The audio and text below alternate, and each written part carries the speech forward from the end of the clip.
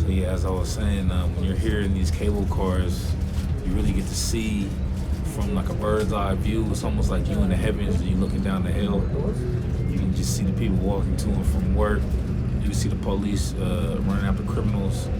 You can see the birds fly because I mean you're higher than the birds. And I mean, if you was really smart, you could like, drop some pies on people's faces because you're so high and they would never know. Actually, that would be a good idea though. Like if you needed to drop something off, but you didn't want to drop it off, you would just like get on a cable car, and when you get over to the spot, you could just drop it out the window. Just saying, if you had to do some drop offs, you could just come here and, like Romina the Greener, if you had some, if you had some product by the pound, you could just come up here and drop it out the window.